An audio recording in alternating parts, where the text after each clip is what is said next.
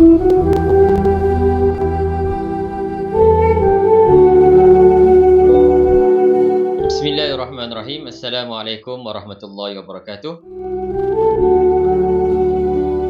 Alhamdulillah, seperti biasa pada kali ini kita akan meneruskan lagi kelas online bagi subjek Pendidikan Islam tahun 3. Dan pada minggu ini kita akan meneruskan lagi dalam bidang yang sama, iaitu bidang hadis.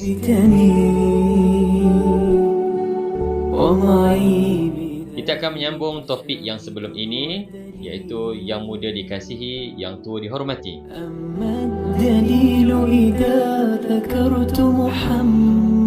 Sebelum itu, sila sediakan buku teks masing-masing, buku aktiviti dan juga alat tulis.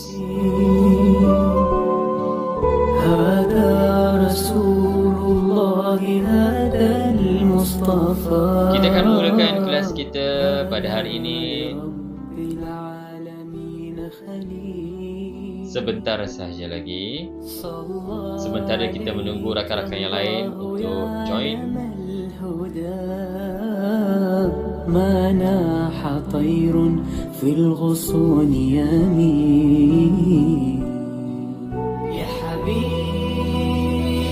Sedikit peringatan, sila pastikan anda semua mengisi kehadiran. Masuk melalui link yang diberikan.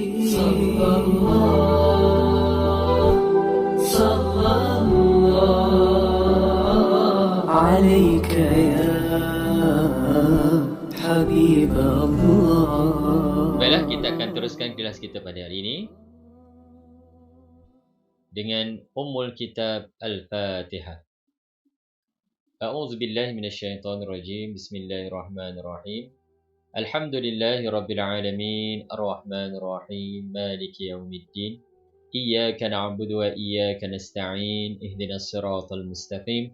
Siratal ladzina an'amta 'alaihim ghairil maghdubi 'alaihim waladdallin. Amin. Bismillahirrahmanirrahim. Alhamdulillahi rabbil alamin, hamdan hamidin, hamdan syakirin, hamdan yuafi ni'amahu wa yukafi mazidah. Ya Rabbana lakal hamdu kama yanbaghi li jalali wajhika wa 'azimi sultanik. Rabbi shrah li sadri wa yassir li amri wahlul 'uqdatam min lisani yafqahu qawli. Allahumma iftah 'alaina hikmataka wanshur 'alaina min khazaini rahmatika ya arhamar rahimin. Allahumma faqqihni fid din wa 'allimni ta'wil. Rabbana atina fid dunya hasanah wa fil akhirati hasanah wa qina adzabannar. Walhamdulillahi rabbil alamin.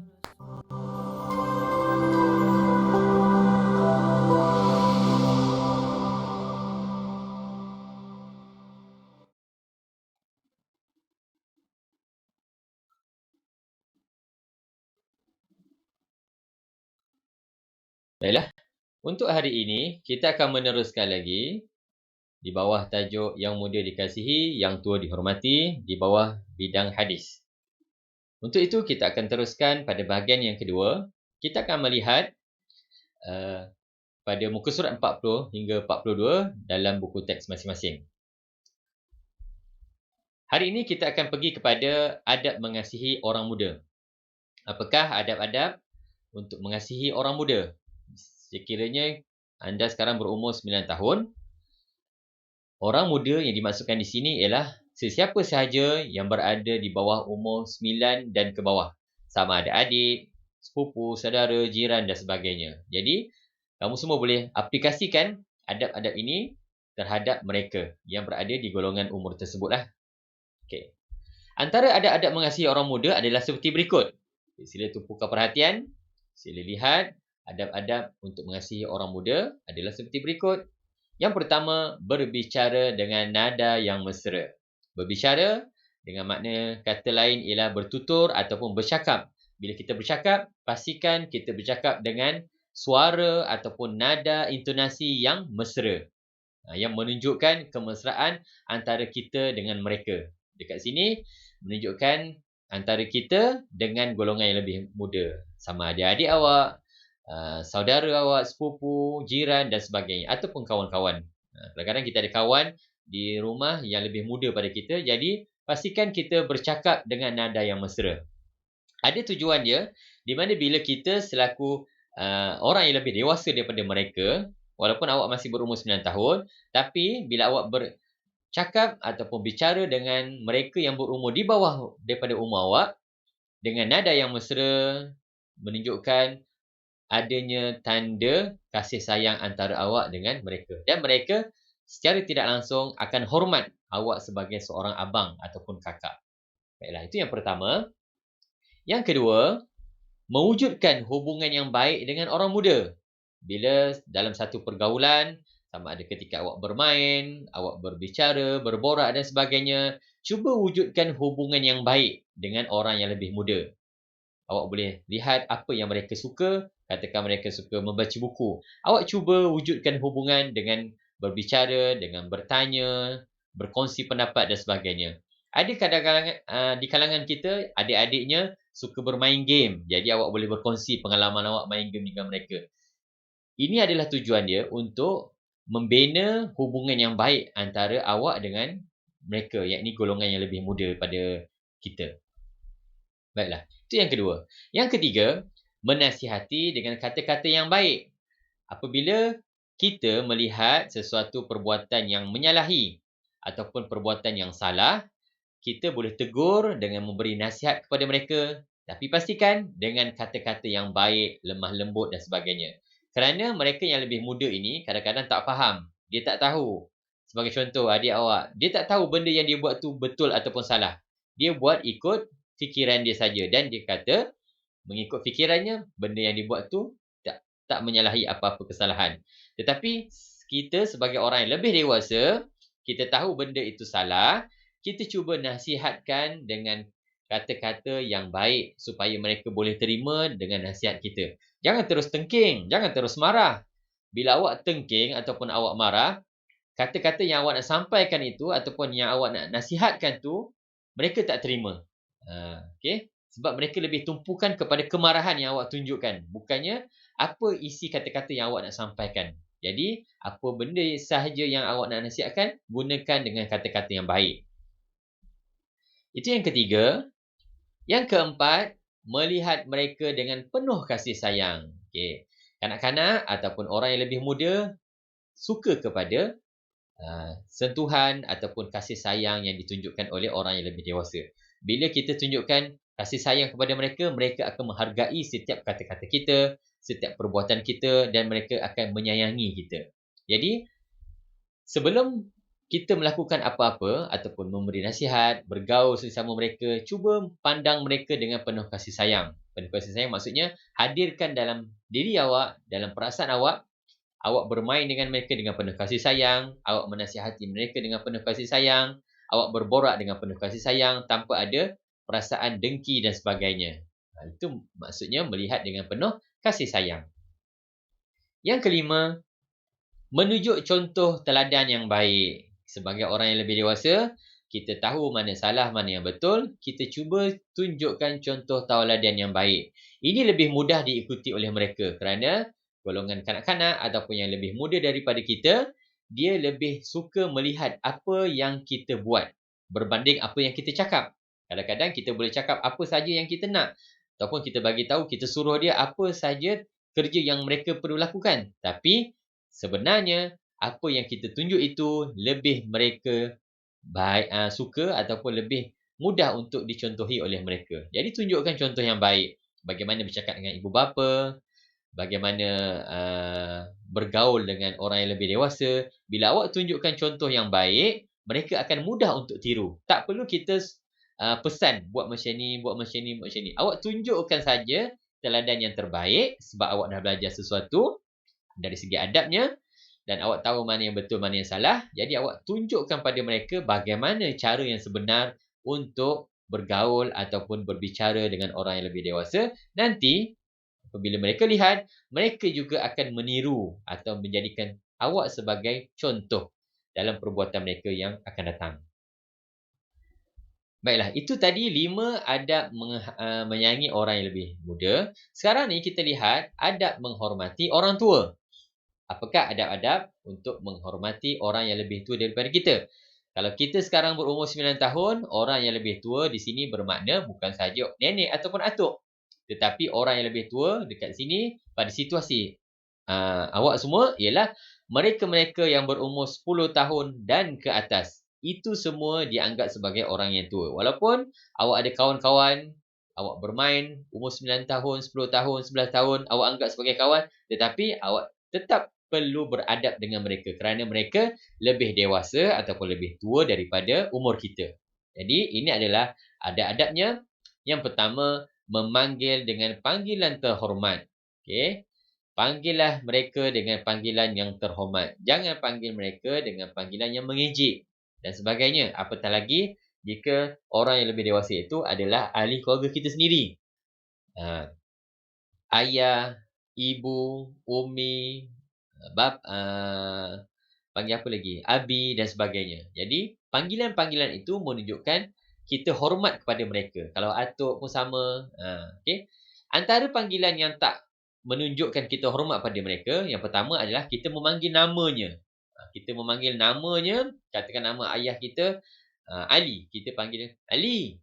Tak boleh. Walaupun sekadar bergurau. Okey. Kita lihat kawan-kawan ayah kita panggil ayah kita nama, kita tak boleh tiru. Sebab antara ayah dengan kawan-kawannya, dia adalah setaraf. Umurnya sama. Jadi dia boleh layan sebagai seorang kawan. Tapi kita sebagai seorang anak ataupun kita sebagai orang yang muda tak boleh macam tu. Walaupun pakcik kita dan sebagainya. Okey. Ataupun yang kedua, antara panggilan yang menunjukkan kita tak hormat pada mereka ialah panggilan dengan panggilan orang yang memanggilnya dengan gelaran-gelaran tertentu. Okey, sebagai contoh, abang awak, kawan-kawannya ada panggilan tertentu. Dia tak memanggil dengan nama, tetapi dia panggil dengan panggilan yang tertentu. Antara rakan-rakannya saja yang panggil dengan gelaran itu. Jadi awak tak boleh ikut. Sebab antara rakan-rakan abang awak dan abang awak, dia ada level yang lain ataupun dia sebaya pada peringkat umur dia. Jadi awak, orang yang lebih muda, tak boleh panggilan dengan panggilan macam tu. Awak boleh panggil abang awak dengan panggilan abang, along, angah dan sebagainya yang menunjukkan rasa hormat kita kepada mereka. Okey, contoh dekat situasi ni, dia panggil atuk dia atuk. Satu lagi tak boleh memanggil dengan panggilan yang seperti awak memanggil kawan awak. "Hey, oi." Tak boleh. Okey. Yang kedua, meminta nasihat dan bimbingan. Bila kita berada bersama orang yang dewasa, antara kelebihan yang kita ada ialah kita boleh meminta nasihat dan bimbingan. Okey, bila kita ada masalah ataupun kita nak cari jalan penyelesaian, kita ada masalah yang kita rasa kita tak boleh nak fikir macam mana nak menyelesaikan kerana tahap umur kita baru berada pada tahap tersebut, kita boleh minta nasihat daripada orang yang lebih tua ataupun orang yang lebih berpengalaman. Kerana apa? Kerana mereka dahulunya pernah melalui ataupun pernah menghadapi masalah-masalah yang kita telah hadapi sekarang ni. Jadi mereka mungkin ada penyelesaian yang lebih baik daripada kita. Mungkin dahulu mereka berhadapan dengan masalah yang kita ada sekarang ni, mereka gunakan penyelesaian yang mereka lakukan, ternyata silap. Okey, bila ternyata silap dan dengan sebab kesilapan itu mereka sedar sepatutnya mereka buat begini, begini, begini. Jadi kita boleh minta nasihat mereka supaya kita tak melakukan kesilapan yang sama dengan mereka. Katakan contoh kita buat salah di rumah, kita ada menyakiti hati mak ayah kita, lepas tu mak ayah kita terasa hati dengan kita. Apa kita nak buat? Kita tak tahu, nak minta maaf, tak tahu cara macam mana. Nak tulis surat ke, nak WhatsApp ke, nak telefon ke, macam mana tak tahu. Jadi kita tanya pada abang, tanya pada kakak, macam mana cara nak minta maaf dengan mak ayah dengan terbaik dan kita lebih kenal ataupun mak ayah abang akak kita lebih kenal bagaimana cara yang selesa bagi mak ayah kita untuk kita minta maaf.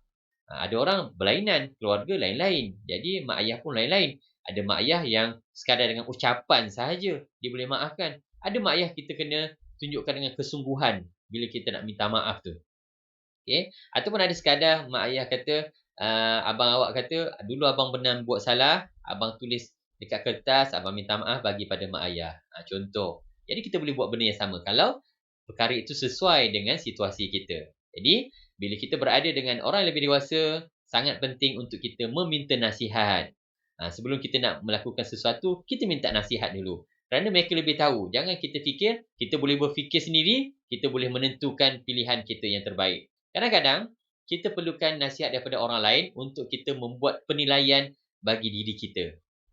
Okay. Yang ketiga, secara adabnya, bila kita lebih muda, kita hendaklah memberi salam kepada mereka yang lebih dewasa. Itu nak menunjukkan kita beradab dengan mereka. Beri salam, Assalamualaikum. Itu yang paling ringkas. Kalau awak nak lebih baik, Assalamualaikum warahmatullahi, lebih baik. Dan lebih baik lagi, Assalamualaikum warahmatullahi wabarakatuh. Memberi salam, hukumnya sunat. Dan menjawab salam, hukumnya wajib. Tetapi bila kita bertemu ataupun bertembung dengan orang yang lebih dewasa, katakan contoh cikgu, kawan-kawan yang lebih dewasa, pakcik-pakcik, walaupun awak kenal ataupun tak kenal, dia dianjurkan bagi kita untuk memberi salam. Okay? Memberi salam menunjukkan kita menghormati mereka dan kita mendoakan kesejahteraan kepada mereka. Yang keempat, ringan tulang. Ringan tulang bermaksud apa? Ringan tulang bukannya maknanya dia kurus. Ringan tulang ni adalah orang yang rajin, orang yang suka membantu orang lain. Okey? Orang yang suka membantu orang lain dinamakan ringan tulang. Ringan tulang ini secara situasinya bukanlah bermakna awak tengah buat kerja, mak awak minta tolong, panggil abang, tolong basuh pinggan dekat dapur, awak pun pergi. Itu belum kategori ringan tulang. Itu kategori mendengar kata ibu bapa. Menurut kata ibu bapa. Ringan tulang ni belum sempat orang minta tolong, kita yang mohon ataupun kita secara sukarela nak buat kerja. Itu dinamakan ringan tulang. Bermakna ringan tulang ni lebih baik lagi. Awak tengok opah tengah buat kerja sapu sampah dekat halaman rumah. Awak volunteer. Sukarelakan diri. Opah biar saya buat kerja. Opah dah tua, opah dah tak larat, biar saya yang buat kerja. Itu namanya ringan tulang.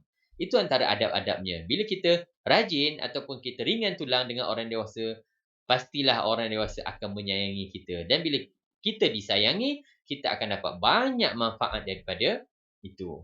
Okey. Jadi, mulai hari ini, cuba ringankan tulang.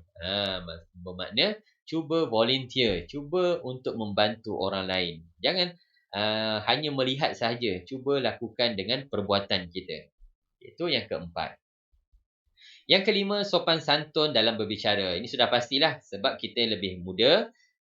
Ada orang yang lebih dewasa, kita perlu berbicara ataupun berkata-kata dengan bahasa yang sopan santun. Ada dua.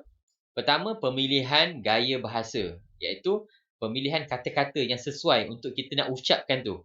Yang menunjukkan pemilihan kata itu menunjukkan kita hormat pada dia. Itu yang pertama. Antara contohnya, bila mak panggil, Aiman, awak kena jawab, saya ibu. Contoh macam tu. Awak jangan jawab, ya. Okey. Pemilihan kata yang betul. Yang kedua, pemilihan nada yang betul. Bila berbicara, bercakap, pastikan nada awak ataupun suara awak tidak tinggi daripada suara orang yang lebih dewasa. Walaupun suara awak kuat, katakan awak biasanya bercakap dengan atuk nenek. Atuk nenek dah tua. Suaranya perlahan. Awak kena ikut perlahannya suara mereka. Bila berada berhadapan lah. Okay? Supaya nak menunjukkan kita hormat pada mereka. Pemilihan bahasa yang penting. Kemudian nada yang lebih rendah. Ataupun nada yang menunjukkan kita hormat pada mereka. Dan nada itu mestilah nada yang sopan santun. Jawab apabila perlu. Dan tidak melebih-lebih apabila berkata-kata. Kita bila berhadapan dengan orang dewasa ataupun berborak dengan orang dewasa, secara adabnya, kita jangan terlalu banyak bercakap daripada mereka. Kerana kita lebih muda, mereka adalah orang yang lebih dewasa, kita lebih banyakkan untuk mendengar berbanding bercakap. Itu antara adabnya. Yang keenam, taat kepada orang tua. Taat ni maksudnya apa? Taat ni maksudnya patuh. Taat ni maksudnya ikut. Apa sahaja yang orang dewasa perintahkan pada kita, kita taat, kita ikut. Tetapi selagi mana arahan mereka tidak menyalahi ataupun tidak bertentangan dengan perintah Allah. Okey. Arahan yang kita terima daripada orang yang lebih dewasa ataupun orang tua itu tidaklah bertentangan dengan perintah Allah. Dan Ustaz percaya sehingga hari ini rasanya tiada pun mak ayah yang suruh anak-anaknya buat perkara-perkara yang berlawanan dengan perintah Allah.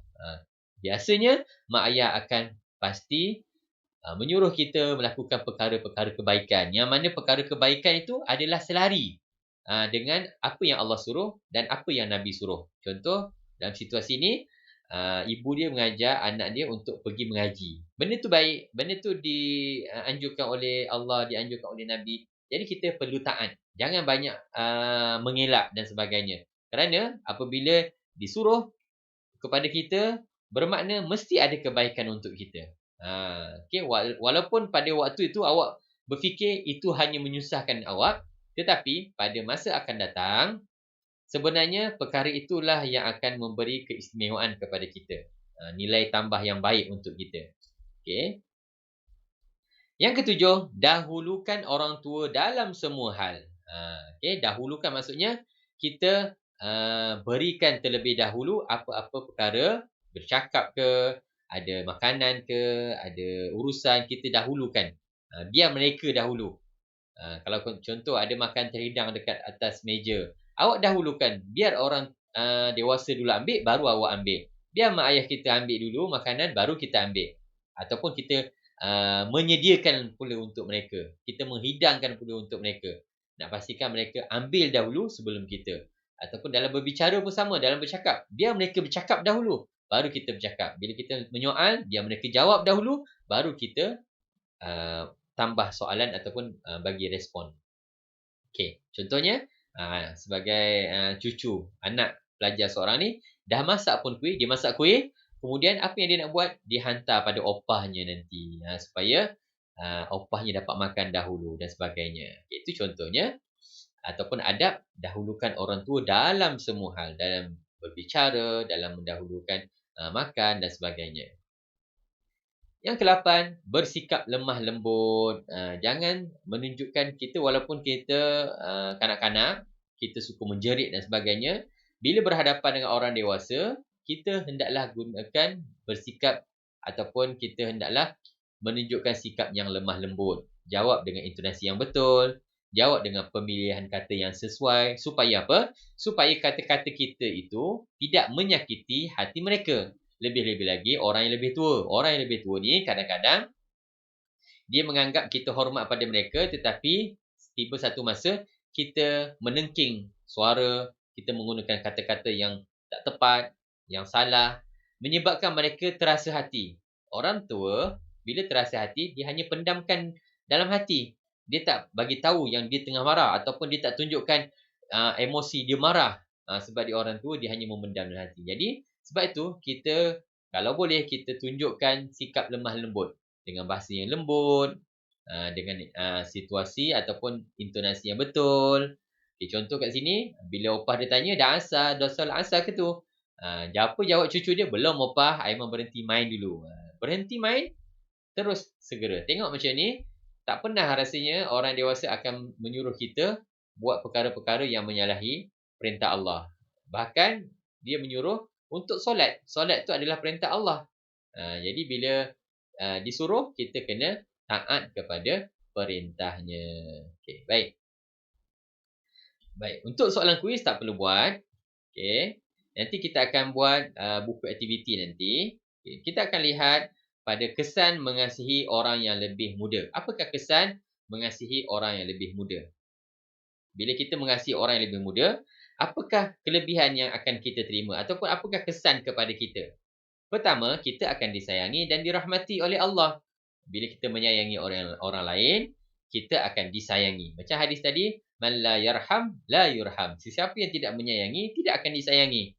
Okey, itu yang pertama. Yang kedua, keluarga hidup bahagia. Bila kita menyayangi orang yang lebih muda, kita sayang pada adik kita dan adik kita hormat pada kita, kita akan hidup dalam keadaan bahagia, dalam keadaan gembira. Tak ada perasaan dengki, tak ada perasaan dendam dan sebagainya. Yang ketiga, masyarakat akan hidup lebih aman. Masyarakat ini bermakna kalau keluarga awak mengamalkan adab yang seperti kita belajar tadi, keluarga jiran pun sama, keluarga orang lain pun sama, seluruh masyarakat akan hidup dalam keadaan aman, tak ada bergaduh adik-beradik dan sebagainya.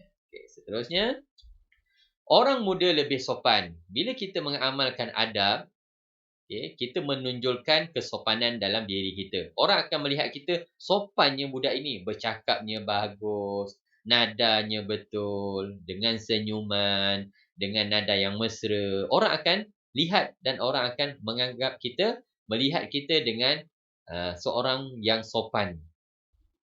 Yang kelima, wujud kerjasama dalam semua urusan. Semua urusan kita akan mudah. Katakan kita selalu membantu ataupun menyayangi adik kita, bila kita perlukan bantuan, adik kita pasti akan tolong kita. Kalau kita baik dengan adik kita, pasti adik kita akan tolong kita. Ataupun awak bermain dengan kawan-kawan, kawan-kawan awak yang lebih muda pasti akan hormat pada kita. Itu tujuan dia. Dan ataupun kesan kepada mengasihi orang yang lebih muda. Baiklah, sekarang kita lihat apa pula kesan menghormati orang yang lebih tua. Bila kita hormat yang orang yang lebih tua, apakah kesan kepada kita? Pertama, wujud kasih sayang antara yang muda dengan yang tua. Antara kita dengan orang yang tua akan wujud perasaan kasih sayang. Perasaan kasih sayang ni yang penting supaya kita hidup dalam keadaan tenang, dalam keadaan gembira. Yang kedua, kehidupan lebih diberkati. Bila kita taat pada orang yang dewasa, kita mengikut apa yang disarankan oleh orang yang lebih dewasa, dengar kata mak, dengar kata ayah, hidup kita lebih berkat. Yang ketiga, memperoleh ketenangan jiwa. Jiwa kita ataupun hati kita akan lebih tenang. Sebab apa? Kita tak ada musuh. Kita tak ada orang yang kita nak dendam. Kita tak ada orang yang kita nak sakit hati. Jadi kita hidup dalam keadaan tenang.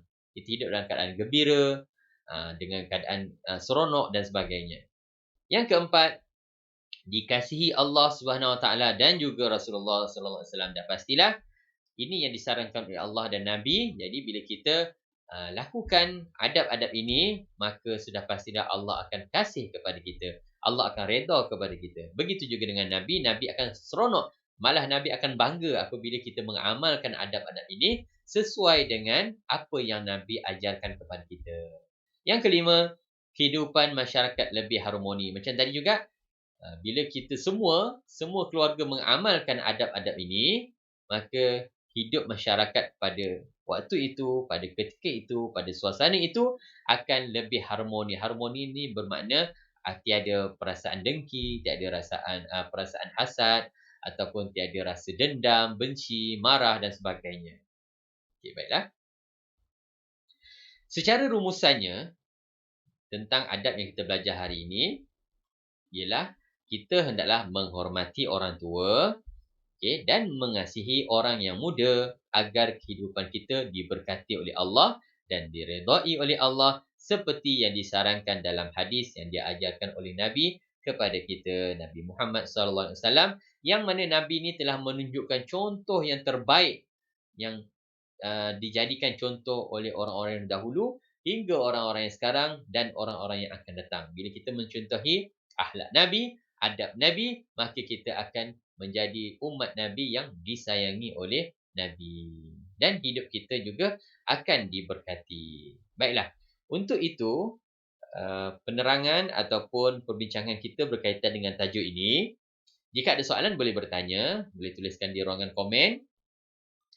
Jika tak ada soalan, kita akan teruskan kepada latihan ataupun aktiviti di dalam buku aktiviti masing-masing. Dan semua boleh tengok, kita akan lihat, saya akan paparkan buku aktiviti. Boleh lihat buku aktiviti ini, boleh buka buku aktiviti masing-masing. Pada muka surat 38.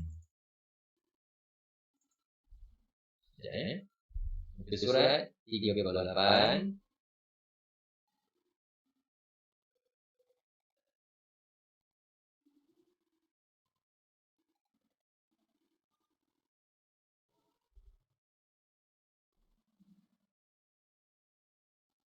Baiklah.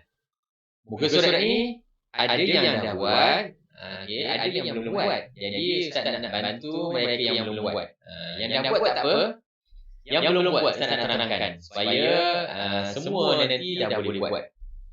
Okey. Pada muka surat 38 ni, soalan satu, dia minta awak lengkapkan hadis di bawah. Ada pilihan jawapan kat dalam awan ni. Awak hanya perlu pilih mana yang betul, awak masukkan dekat dalam garisan di bawah ni. Dalam kutip ada. Ataupun dalam slide tadi tu Ustaz dah tunjukkan sebelum ni. Sama juga di bawah ni, yang atas ni hadis Nabi dalam bahasa Arabnya, yang bawah ni bahasa Melayu terjemahannya. Maksudnya, jadi awak masukkan pilih bukan daripada apa jawapan dekat tadi, kami orang yang tidak apa, pilih jawapan dekat dalam perkataan ni. Itu saja mudah. Kalau awak keliru ataupun tak tahu, awak boleh tengok ni. Buku teks muka surat 38. Dia dah bagi tahu dah, mention siap-siap pada muka surat mana buku teks tu. Okay, kita lihat pada muka surat yang 39. Untuk yang belum buat saja. Untuk muka surat ni, dia minta awak pilih dan tulis. Pilih dan tulis. Hadis ialah semua perkara yang, ini jawapan dibagi pilihan dua. Dibicarakan ataupun disandarkan. Pilih salah satu saja. Awak boleh lorekkan ataupun warnakan jawapan yang betul, kemudian awak salin ke atas. Itu saja. Okey. Begitu juga dengan kepentingan hadis. Yang ini berkaitan dengan isi tempat kosong. Okay. Baiklah, untuk muka surat 40 untuk hari ini latihan, awak diminta untuk memilih adab mengasihi orang muda. Adab mengasihi orang muda diberikan ke atas ni 9 contoh ataupun pilihan jawapan. Awak hanya perlu pilih 5 sahaja yang betul yang berkaitan dengan adab mengasihi orang muda. Jangan keliru dengan adab menghormati orang muda, orang tua. Dekat sini mengasihi orang muda.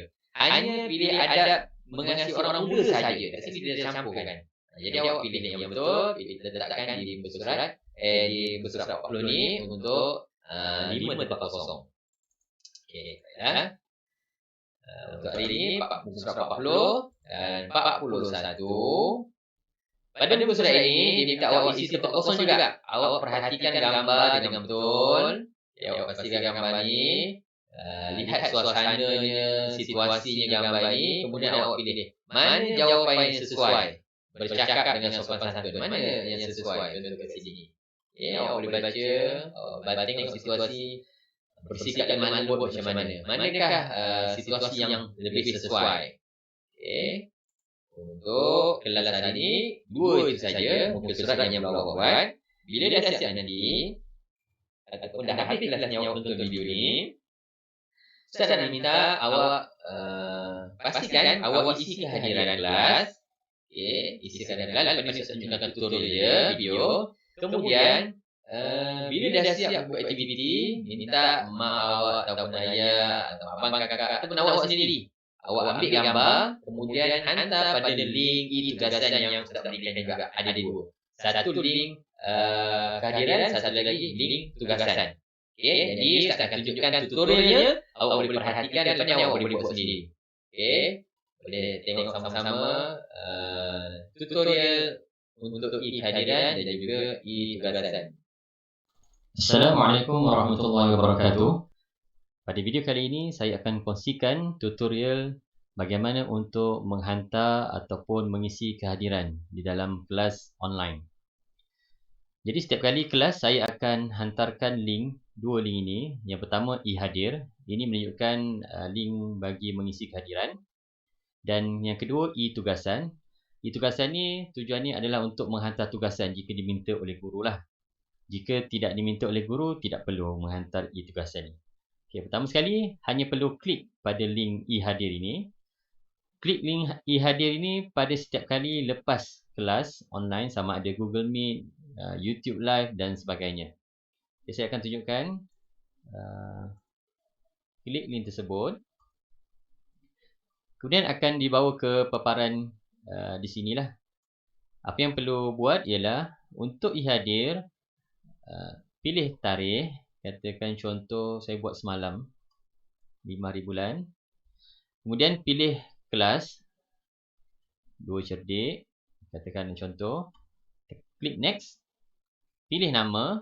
Klik dekat button ni, arrow ataupun klik saja kat kotak ni. Pilih nama. Contoh saya pilih Alif Raihan. Kemudian klik submit. Itu saja. Okey, bila keluar paparan begini makna anda telah key in ataupun masukkan nama untuk kehadiran kelas. Okay, itu yang pertama.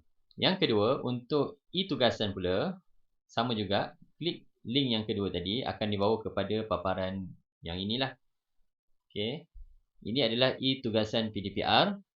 Apabila diminta oleh guru untuk menghantar tugasan, baru klik link ini. Jika tak perlu. Untuk e-hadir tadi tu, kehadiran, itu memang perlu setiap kali menghadiri kelas.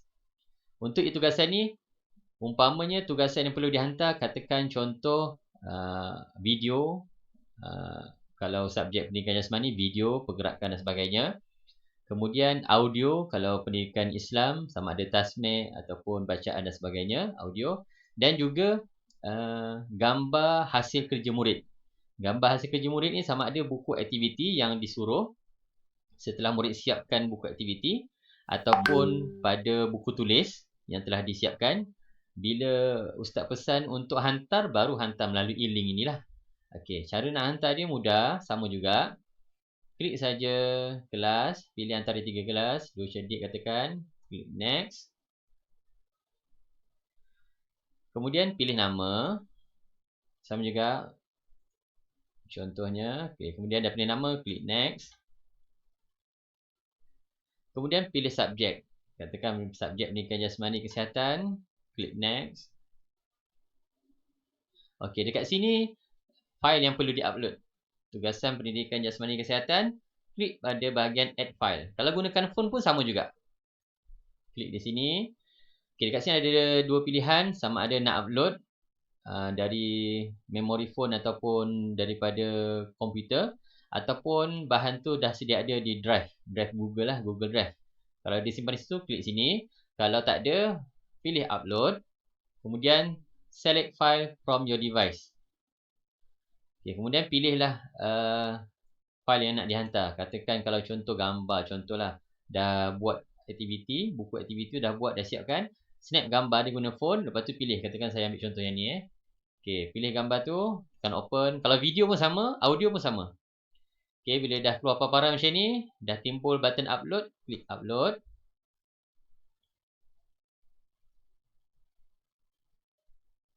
Selesai upload, akan kembali semula pada paparan ni dan ada nampak file kita. Satu contoh. Kalau awak nak hantar 2-3 file pun sama juga. Tekan lagi add file ni. Kalau muka surat ada 2-3 muka surat, boleh pilih add file ni. Kemudian submit. Tekan submit. Itu saja. Okey, tugasan telah direkodkan. Okey, baik, itu saja. Terima kasih.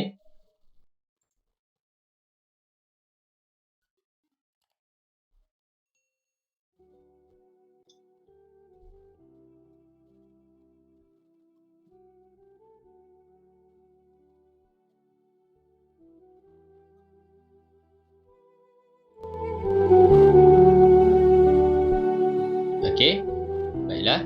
Jadi dah jelas. Jika dah jelas, lepas ini terus isi kehadiran siapa yang belum isi kehadiran, dan boleh buat buku aktiviti tersebut. Setelah selesai nanti, snap gambar, ambil gambar, kemudian hantar pada link yang kedua tadi. Okay. Baiklah, untuk itu, sekadar ini saja kelas kita pada hari ini. Kita akan jumpa lagi pada kelas-kelas yang akan datang. Assalamualaikum warahmatullahi wabarakatuh, dan terima kasih kerana mengikuti kelas ini.